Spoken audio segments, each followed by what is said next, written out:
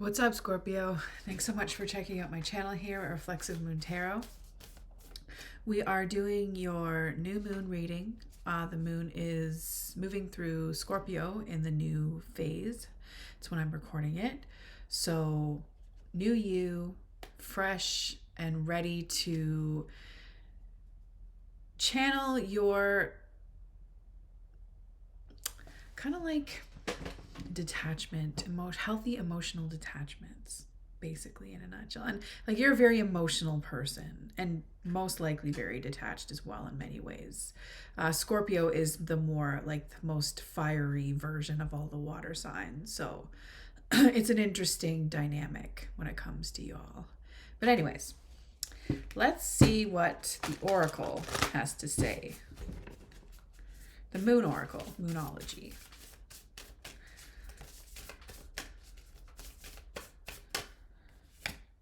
A time for healing. Balsamic moon. Maybe you're into vinegar. That was really lame. But anyways, balsamic moon. So it's like a very thin crescent moon. It's like the first light. That's kind of like what's going to be happening in the immediate after the new moon is done moving through Sagittarius. So what are you going to heal from? Let's see what the cards have to say.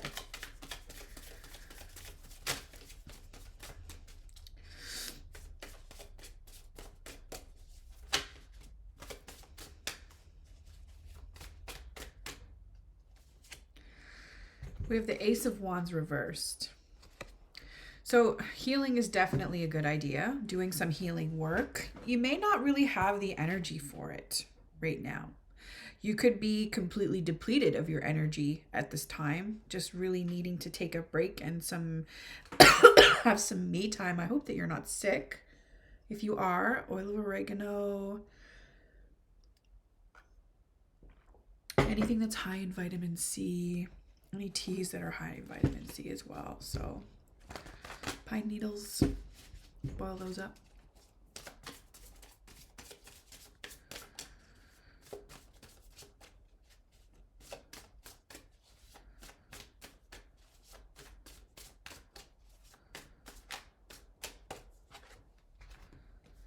Okay, so crossing, you have, there's nothing like working against you right now.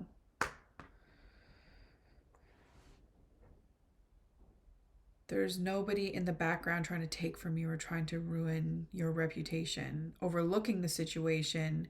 There's also no serious conflicts that you're dealing with. So now is a really great time to do some decompressing, or just like be gentle with yourself.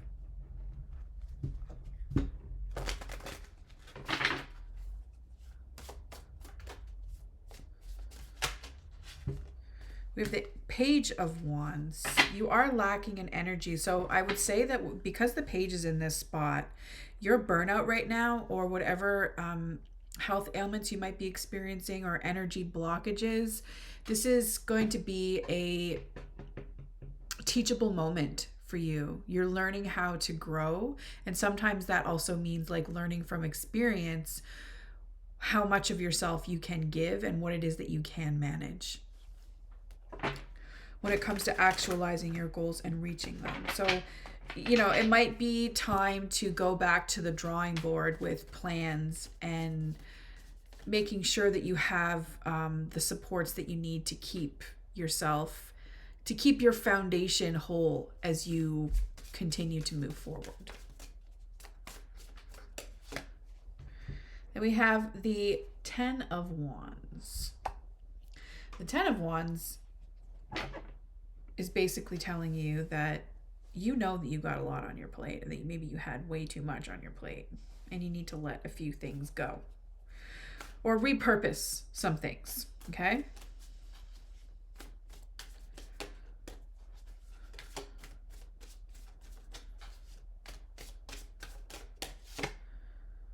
The Guru.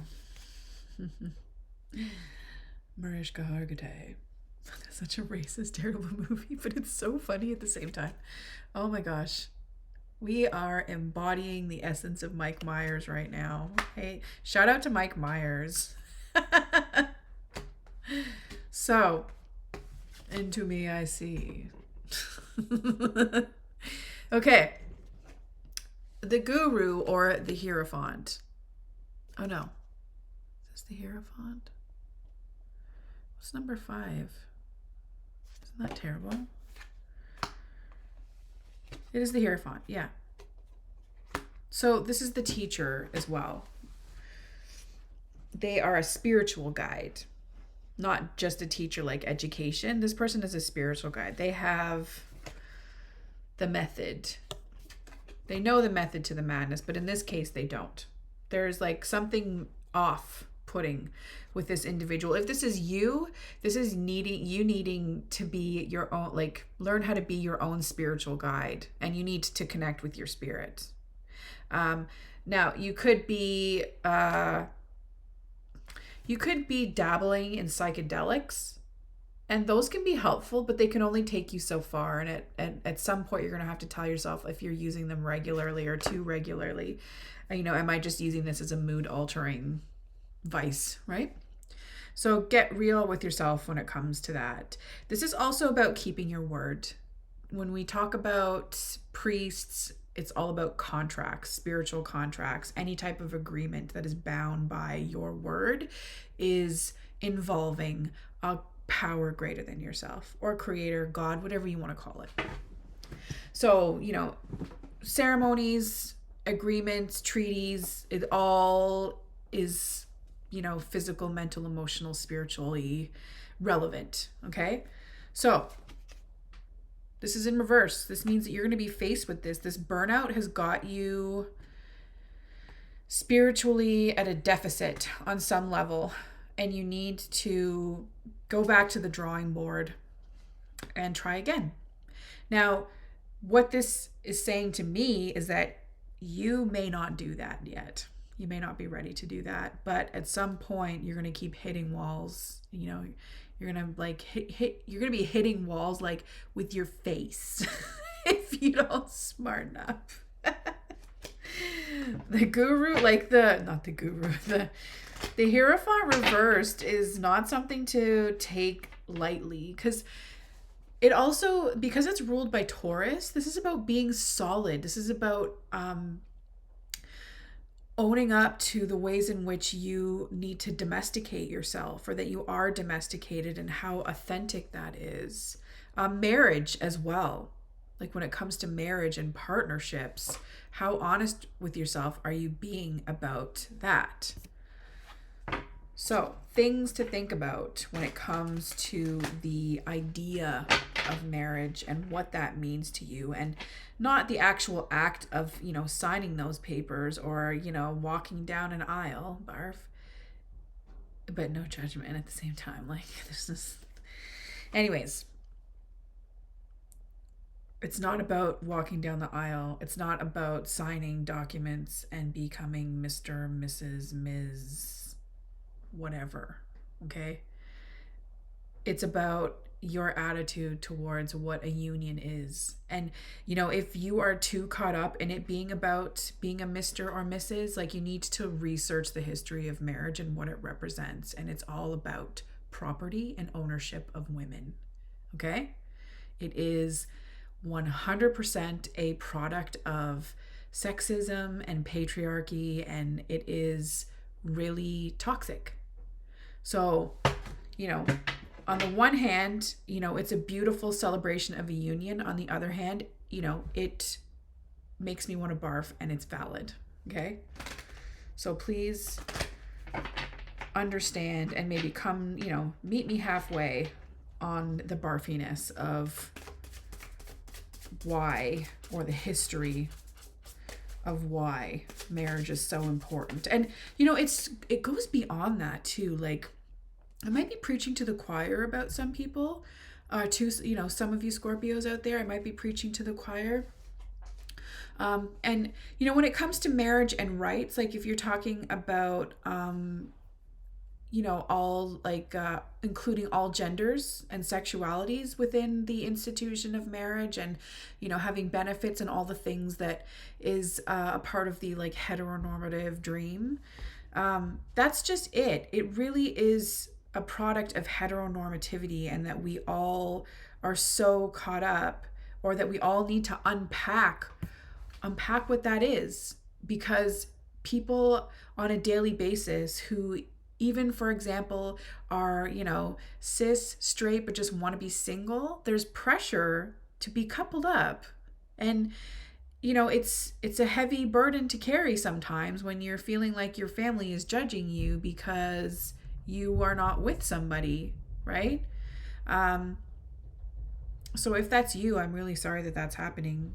That really sucks. But I need to get back to this, to the point of the guru or the Hierophant reversed. And we're talking about also priests, right? And the ways that priests can be toxic. We're talking about, the church, and how the church is, and how they attract predators, and how they uphold the livelihood of predators, and how there doesn't really seem to be any mechanisms in place to deal with the impacts of sexual trauma, of any kind of trauma that trickles down on a generational level. So intergenerational trauma.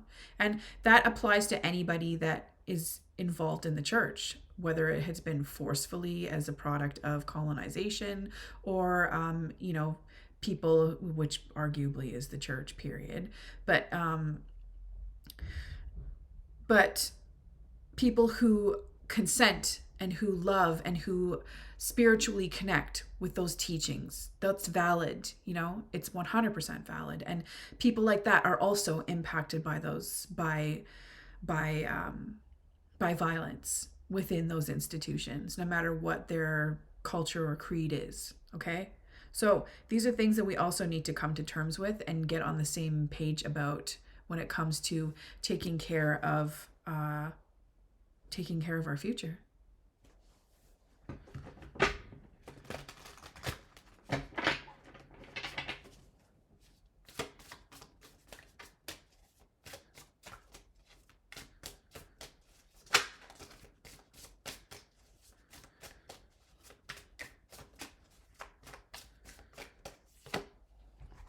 Oh, we got the tripping squirrel. Interesting. Okay, so we're going to clarify that. Your attitude, though, is that I would say that you're not really... Okay, so squirrels are scattery. When you're tripping out as a squirrel, like, you are just like bugged out. But like the fact that squirrels are so scattery, they still get things done, right? In their scattery way. Like, they're scaling walls, but they're also harvesting all of the, the things that they eat, like chestnuts, walnuts, whatever it is they pick up. They bury in all different kinds of places. And, they make sure that they can have something to dig around when they wake up. They do hibernate as well. So this could either indicate that your attitude is that you're okay with being in hibernation mode, but also at the same time, you need to be prepared and not randomly looking around for things, which squirrels do, right? They don't remember everywhere that they bury stuff. They just bury a lot of stuff everywhere so that they can find things. So there really is no method to the madness. I feel like this is indicating that you really need to make a method to the madness, that you want to do that, and maybe that you even to a certain degree have a method to your madness. So your attitude is good, or sorry, it's not bad. It also might not be great. It's just kind of like leveled out. Okay? And sometimes this can be perceived as indifferent. And indifferent is not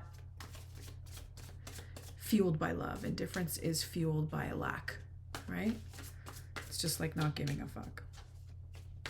So, complacency. You could also be caught up in tripping out, right? We do have this magical mushroom. Maybe you're focused on altering your mood too much. Or you're just walking the line.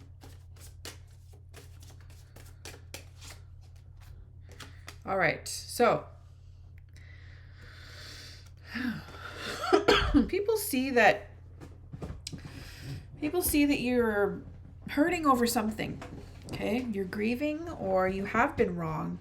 Despite not really being conflicted at this time, you appear to be, okay? So that's not necessarily a bad thing. It's just you're dealing with like some sort of drawn out, like you're dragging out your healing process, or you're just trying to cope. You're in a state of trying to cope and medicating yourself on some level.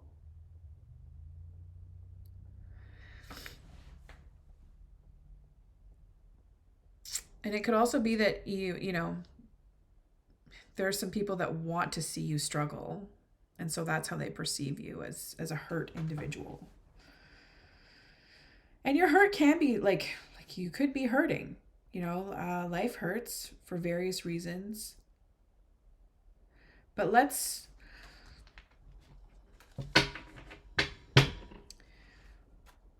move forward and see what your hopes and fears are centered around. This is not for like every Scorpio. This is just for maybe a specific few, but it also could be resonating for all of you. People think that you're sad or that you've been betrayed. And maybe you have, or like you've lost someone or something. So I would say that if you've like, this would be this combined with all of these here, basically speaks to loss of a loved one.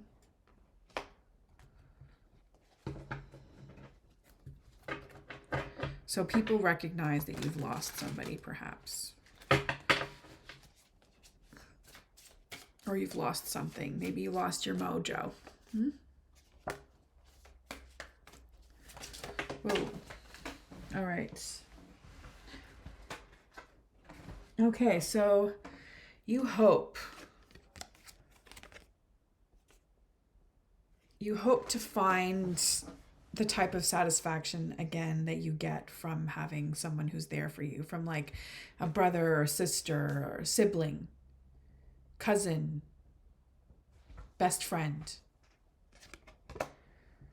This is either like you hoping to find that fulfillment, or you wish for that fulfillment again. You could have lost that. You just want to be like, you just want to experience that. You want to feel like you have somebody in your life that is a day one or has day one vibes. Not everybody has their day ones with them. We can't take everybody with us all the time on our path.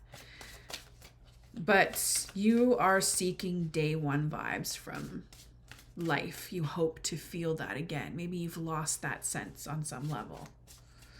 That's heavy. Okay. Oh, and then what else did we have? No, I put it back in the deck by accident. It was the 10 of Wands. Okay, so the 10 of Wands, you're heavy. Your load is heavy right now. The load that you're carrying is heavy. No, it was the 9 of Wands. Still a heavy load, but you're mostly guarding it as opposed to carrying it. So you're just trying to stay guarded. I've never done that before.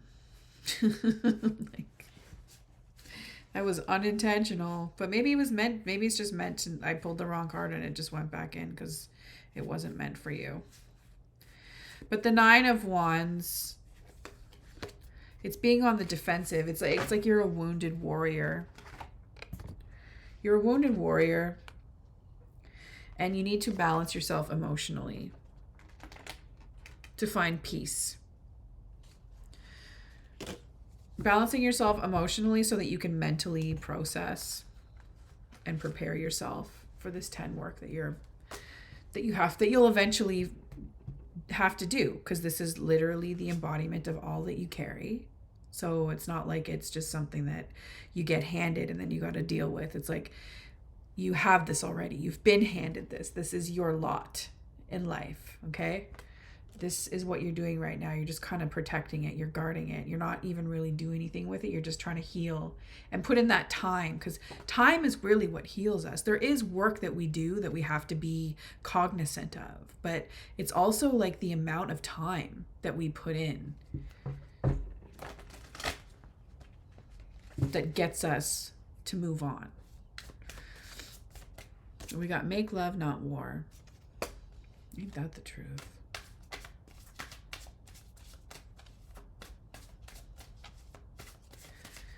Maybe thinking more about what's going on in the world and emotionally connecting with it. There's so many of us that are subscribing to complacency right now.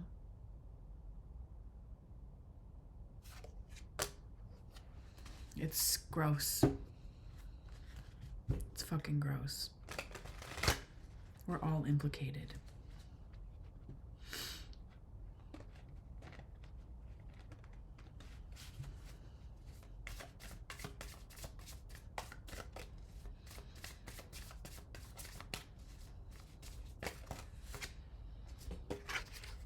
Here you go, Sagittarius New Moon. Okay. Restraint. Emotional balance. Again, you'll be able to balance your emotions in the way that you respond to shit once you restrain from what it is that you're consuming.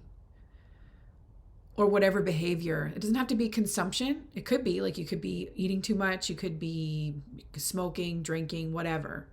You could be doing all those things too much and it's robbing you of your health and time. Okay. You could be doing that and then you just kind of need to take it easy, like take a break. And then when you take that break, then that's when the emotions come through and you have to start processing them. And you'll realize that it's not fun, but it is a necessary evil in life if you're going to move forward. Okay? But this loss is heavy. So also be gentle with yourself. Just know that there's going to have to be a day where you come back